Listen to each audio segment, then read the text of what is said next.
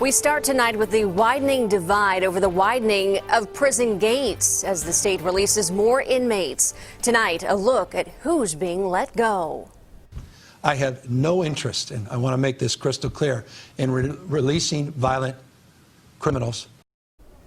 Despite that promise, that is exactly what is happening. And now thousands more will be released this month. So how many of these inmates are actually violent offenders? CBS 13's Marissa Perlman is live in Sacramento getting answers tonight. Marissa?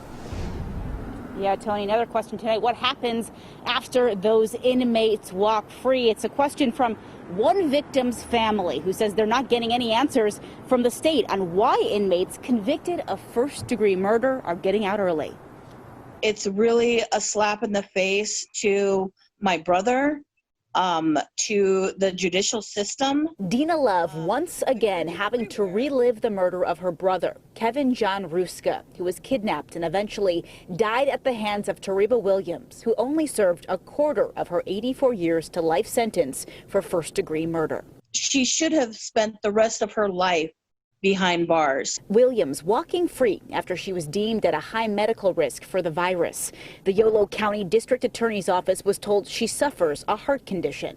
She's just one of thousands of early inmate releases, part of emergency measures to prevent rapid spread of the virus and to protect those who live and work in the prison system. These prisoners are being released due to the scare of the COVID pandemic running rampant through their own jail prison system. As the number of inmates is expected to grow this month, more than 17,500, we asked the state how many of those inmates are convicted of violent crimes and have served the majority of their sentence.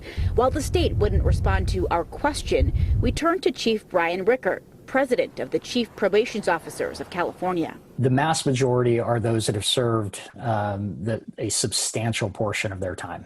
But Chief Rickert says there are violent criminals who are right now walking free because of COVID-19.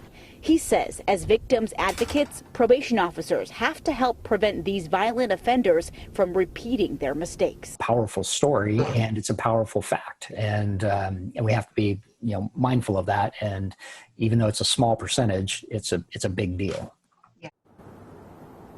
Yeah, and while the state won't tell us how many offenders released are violent, have been convicted of violent or serious crimes, California prison data from back in 2017 shows 91% of inmates serving at that time have been convicted or were serving for violent or serious crimes.